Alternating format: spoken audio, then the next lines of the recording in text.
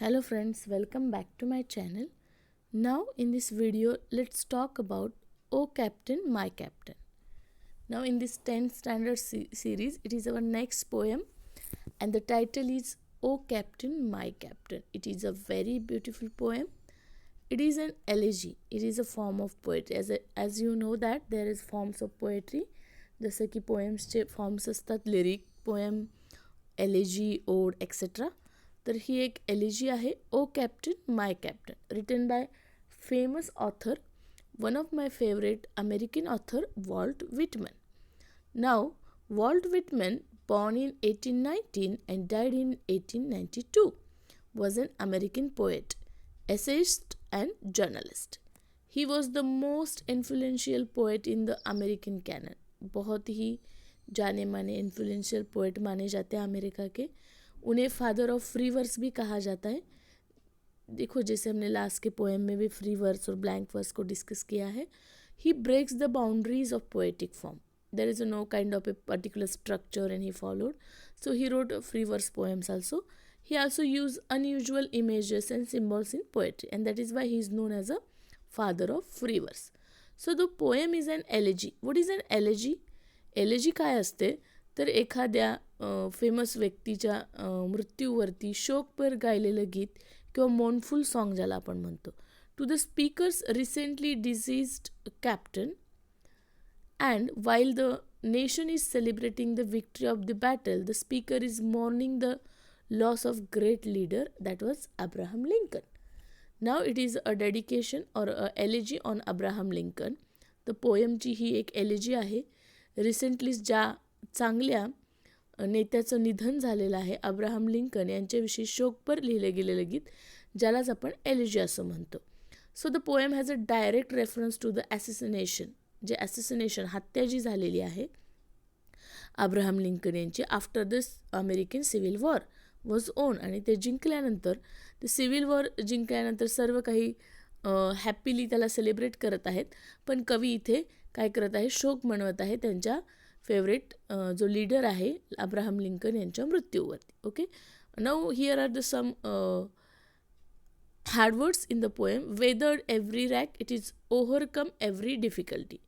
Weathered every rack, it means overcome every difficulty. त्यानंतर exulting, that rejoicing and the celebrating, आनंद होणे. Kill, the strong base of a boat or ship which support its entire framework. म्हणजे जो पृष्ठभाग असतो बोटचा किल ज्याला म्हणतो ज्याच्यावरती पूर्ण बोट अवलंबून असते असा surface area. Then grim. Grim म्हणजे serious. What is the location of the battleship?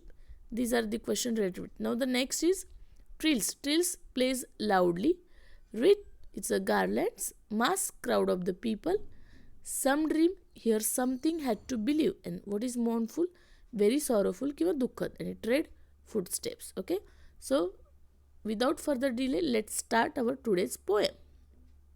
Now O captain my captain, our fearful trip is done. तर कवी काय म्हणतो ओ कॅप्टन माय कॅप्टन, आपली जी फिअरफुल एकदम भयानक अशी ट्रिप होती ती आता डन झालेली आहे, संपलेली आहे. बघा इथे ship is consider as a war and the captain is consider to the Abraham Lincoln. So the ship has weathered very rack.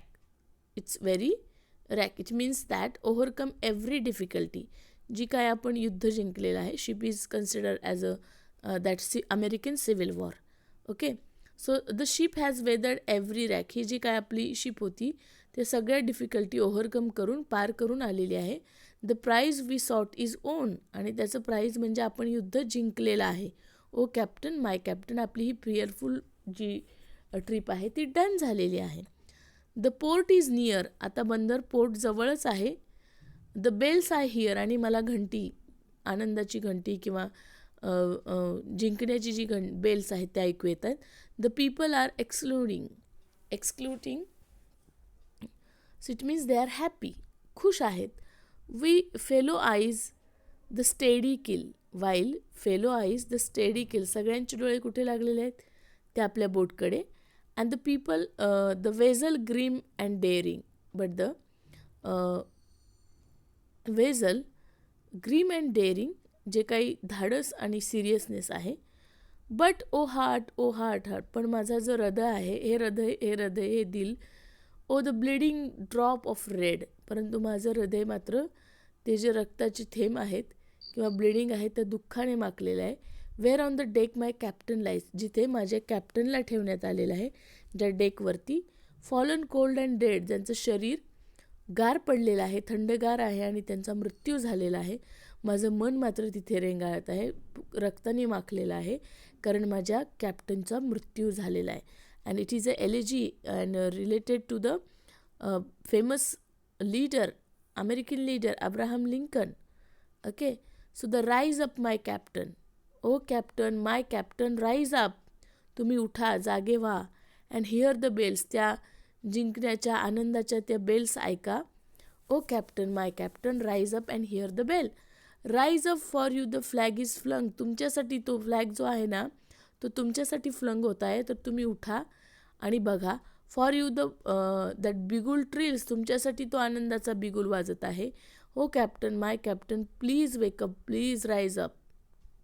Then पुढे पोएट म्हणतो, for you bouquet and the ribbon wreath, तुमच्यासाठी ते bouquet आणि जे ribbons आहेत त्या rap केलेल्या आहेत, गार्लँड्स रीट केलेल्या आहेत, फुलांच्या माळा तुमच्यासाठी बनवलेल्या आहेत.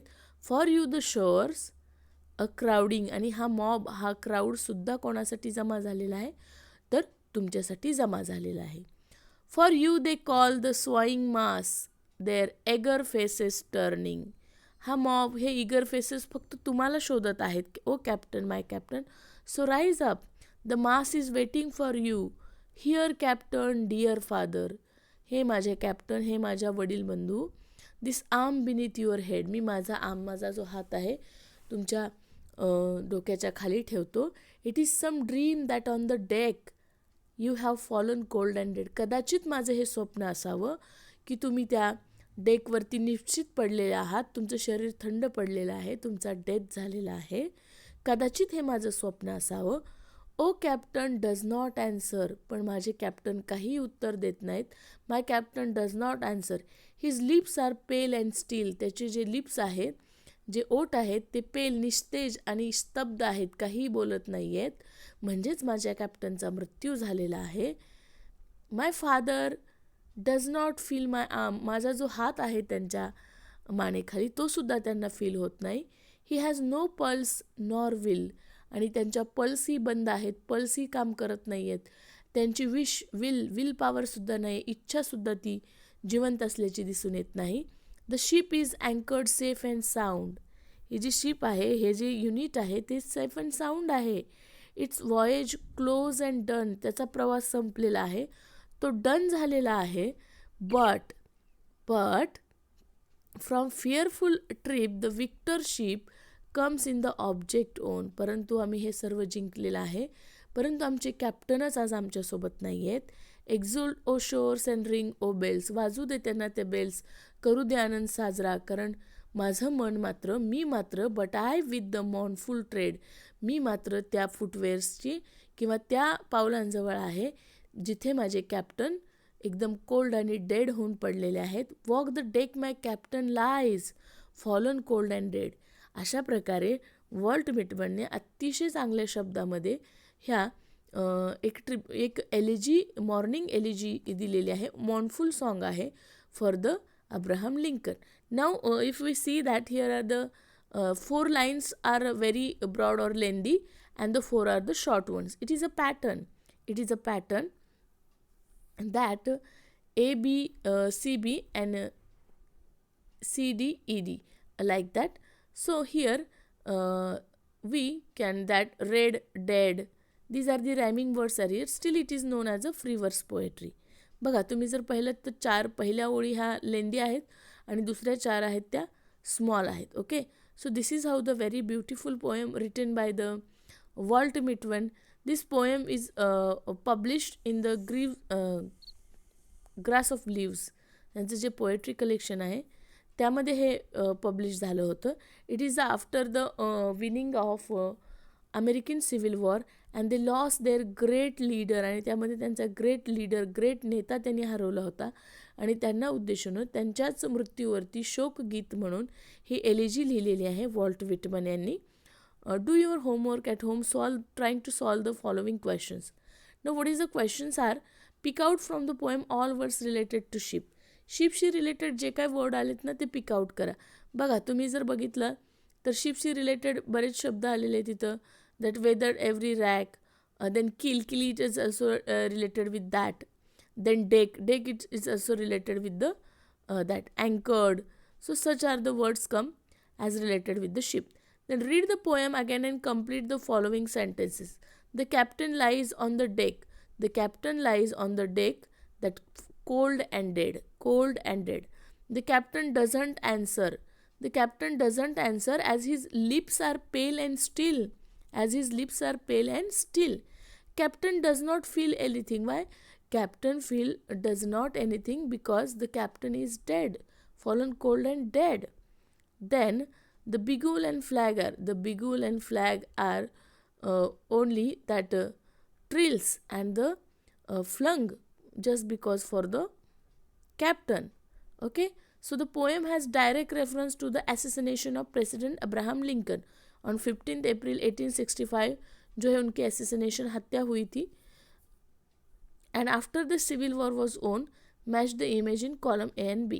Okay, so this is how some words are given here and we have to match it to the one another. Okay, then what are the figure of speech are uses here? Here one definitely figure of speech we can find out. एक figure of speech आपल्याला दिसतो apostrophe. बरं तुम्ही बघितलात ओ captain my captain.